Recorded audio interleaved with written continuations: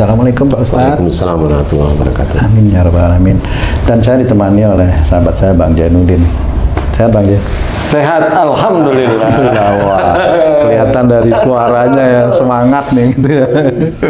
Sahabat beriman dimanapun berada, sering sekali kita atau di sekitar kita atau malah di keluarga kita atau malah kita sendiri menderita yang namanya pusing atau sakit kepala. Ini pusing yang beneran loh Ci ya. Bukan ada yang ada orang dapat masalah pusing, aku lihat kamu ada yang gitu juga.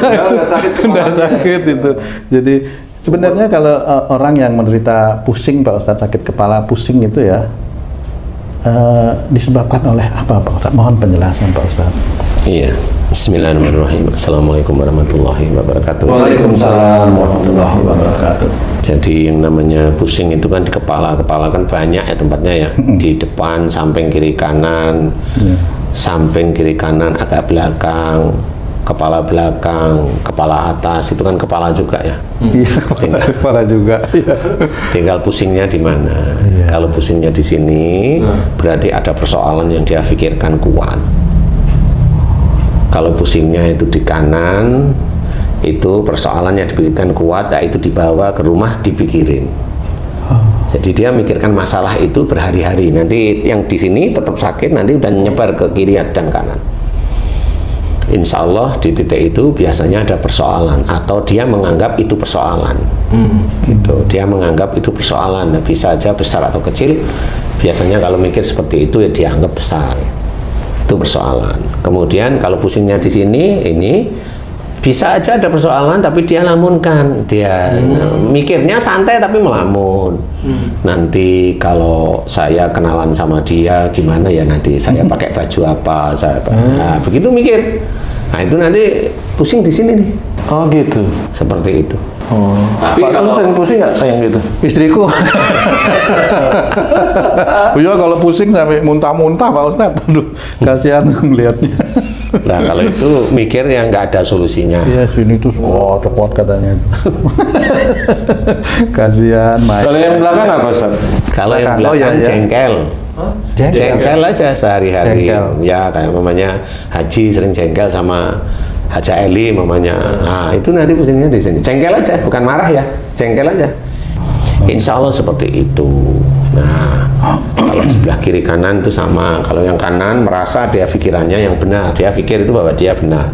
Kalau yang di kiri udah suuzon aja, jengkel aja gitu aja. Jadi mendapatkan masalah itu tuh jengkel. Nah, dia mulai di pelipis kiri. Kalau di sini tuh pusingnya berat, berarti dia ada masalah yang dia pikirkan, nggak ketemu solusinya, dan dia jengkel. Di atas tuh? Di atas. Bukan dilamunkan tadi? Ya sama. Oh, sama. Sama sebenarnya itu kan ngelamun. Jadi jengkel itu dipikirin terus gitu loh. Itu melamunkan ada kejengkelan ya, dengan masalah yang barusan atau 2 hari kemarin seperti itu. Nah, itu di situ. Jadi caranya gimana menghilangkan? Makanya kalau ada suatu masalah difikirkan baik-baik. Kalau cari solusinya, kalau nggak ketemu serahkan sama Allah Ta'ala. Oh gitu. Serahkan sama Allah Ta'ala. Caranya gimana serahkan sama Allah itu? Serahkan sama Allah Ta'ala itu, kita sudah berpikir nggak ketemu nih. Ya sudah, ya Allah, saya nggak mampu mikirkan masalah ini. Aku serahkan kepadamu ya Allah. Bagaimana baiknya darimu?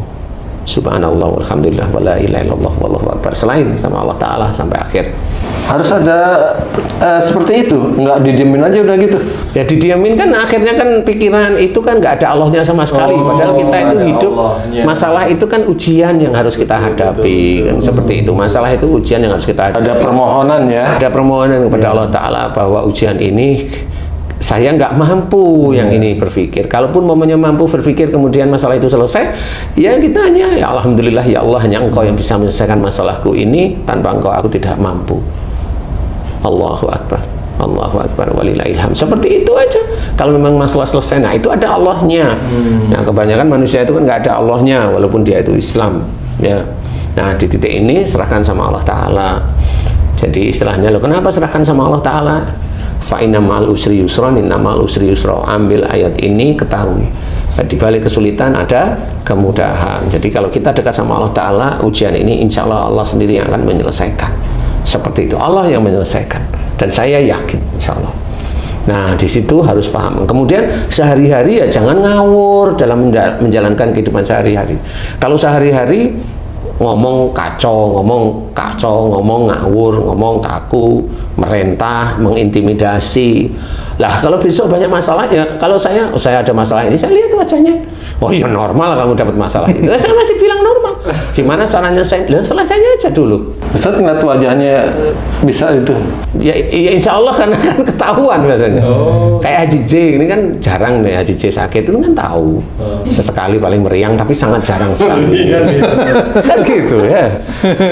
Batuk jarang, walaupun kadang batuk iya tapi jarang sekali. Nah, seperti itu. Jadi lihat wajah orang itu langsung tahu. Insya Allah ya, insya Allah diizinkan paham wajahnya. Ustaz aku dapat masalah ini, saya lihat wajahnya itu. Ya coba selesai. Aku minta tolong Ustaz. Nah, selesai dulu gitu ya. Yang punya ujian kamu gitu, selesain aja dulu. Nanti kalau nggak bisa boleh lah. Gitu ya. Iya kan? Ya, pusing seperti itu. Nanti tiap-tiap mana tempat titik pusingnya ya mohonlah pada Allah Ta'ala yang benar. Kalau di sini berarti banyak pikiran. Mohon pada Allah Ta'ala, ya Allah jika pikiran-pikiranku ada masalah ini, saya nggak mampu mencari solusi, tapi saya coba untuk berpikir dan itu salah di hadapanmu, ampuni kesalahan dan dosa-dosa saya, ampuni ya Allah, ampuni aku ya Allah. Sebenarnya yang mampu menyelesaikan masalah itu hanyalah Engkau dan aku terlalu sombong. Astagfirullahaladzim, astagfirullahaladzim, astagfirullahaladzim, seperti itu. Kalau di sebelah kiri sini, ya Allah jika aku sering suudzon tentang masalah-masalah, ampuni suudzonku jika ada persoalan, ada masalah, ampuni ya Allah, astagfirullahaladzim, seperti itu. Kalau di sini, jika aku ada masalah, kemudian aku berpikir, merasa pikiranku, analisaku benar, ampuni aku ya Allah, jika kebenaran yang aku pikirkan dengan kejengkelan, ampuni aku ya Allah, astagfirullahaladzim, seperti itu. Ya sama yang di atas juga sama, kalau itu melamunkan masalahnya atau apa maupun seperti itu. Melamunkan kesenangan aja pusing kok sebenarnya. Kesenangan nafsu maksudnya pusing bener. Menurutkan nafsu. Iya, mikir senyum sendiri, ya pusing nanti. Gila kemana-mana. Lah iya. Ya jangan doain gila lah. Ya tuh ya. Iya. Jadi udah kayak robot ya. Jadi apa namanya? Ini kan kepala ternyata banyak ini, banyak. Iya. Dan tubuh ini menjadi seperti apa namanya? Pengingat gitu, Iya. radar gitu, Radar, Pak Ustaz, iya. ya, Pak? Makanya sebenarnya gitu. orang yang di neraka itu disiksa tubuhnya. Ya disiksa tubuhnya itu mana? Lah itulah tubuh itu yang menjadikan dosanya dia dijalanin itu ya tubuh itu. Ya makanya disiksa. Makanya benar-benar sakit itu adalah gambaran. Iya. Siksa neraka besok. Kalau nggak percaya nggak apa-apa, nggak ada masalah. Monggo silahkan aja. Nanti kan tahu sendiri kalau udah di akhirat. Oh aku kok dulu nggak mau dengerin ya. Terserah udah masuk neraka mau bilang apa. Ini benar-benar serius. Jadi cerita dalam Quran itu serius, bukan main-main, bukan omong kosong. Wala nutikannahum minal adabil adna tunnal adabil akbar. Itu benar serius. Allah itu akan memberikan siksa kecil di dunia sebelum siksa besar di akhirat. Sebelum siksa besar. Iya. Di akhirat itu kalau namanya siksa apa? Ya di neraka. Nah sebelum siksa besar itu Allah memberikan siksa kecil. Nah, berarti apa? Ya sakit itulah yang berhubungan. Gak bisa kita menolak. Kalau ada orang Islam menolak itu, kafir dia di ayat tersebut. Kafir dia, beneran. Di hadapan Allah, kafir dia. Makanya nggak boleh kita ikutin aja. Quran itu untuk kita. Jangan bilang, oh ini ayat ini untuk orang kafir. Oh, nanti dulu. Orang kafir nggak baca Quran, Pak. Orang kafir kan Maksudnya yang non-muslim gitu ya? Iya, orang itu memang dia nggak baca Quran. Oh kamu bilang begitu ya? Enggak ya. Kalau memang biar dia ngerti, kasihlah Quran ya, biar dia baca kalau mau. Insya Allah seperti itu. Jadi belajar bahwa otak kita itu titipan dari Allah Ta'ala. Jadi kalau memang kita nggak mampu, serahin sama Allah. Dan kalau kita mampu, diizinkan mampu berpikir menyelesaikan masalah, ya jangan sombong. Itu yang menyelesaikan itu Allah. Lah kan saya yang mikirin. Lah yang punya otakmu itu siapa? Yang punya otakmu itu Allah ya. Kamu itu bisa mendapatkan petunjuk, itu bisa menyelesaikan. Itu kan dari Allah, bukan dari otakmu yang merasa pintar aja. Seperti itu. Jadi jangan kita merasa nanti bisa syirik nanti. Ustaz, saya pernah ke rumah teman tuh Ustaz. Kepalanya itu diikat Ustaz pakai kerudung. Iya.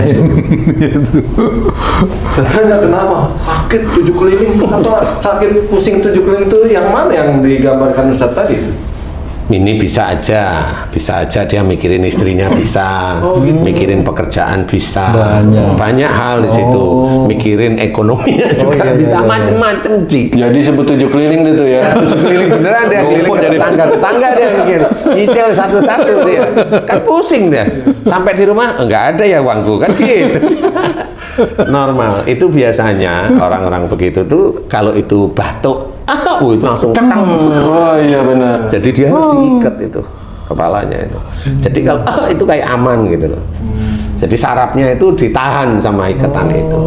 Ya boleh-boleh itu hanya ikhtiar aja, tapi intinya adalah kamu pusing itu karena apa? Itu ditanyain ngerti kok nanti. Ditanyain kamu mikirin apa? Pusingnya di mana? Di sini yang ngelamunin sesuatu masalah. Pusingnya di mana? Di sini awalnya. Oh berarti dia jengkel. Sejak kapan? Wah, udah seminggu ini ya, sebelum kamu itu pusing di sini, kamu jengkel, marah sama siapa? Nanti ngomong deh, sama istri saya gitu, atau sama pekerjaan saya. Insya Allah kita harus pahami bahwa pusing itu tetap harus satu-satu kita mohonkan kepada Allah Ta'ala. Semakin kita itu lebih jeli memahami tentang agama, semakin kita lebih hati-hati melakukan hal-hal yang memang Allah tidak suka. Kita lebih hati-hati lagi mengerjakan hal-hal baik yang menurut tuntunan syariat agama kita. Insya Allah seperti itu. Mudah-mudahan ini manfaat. Amin. Wallahu a'lam. Amin. Alhamdulillah.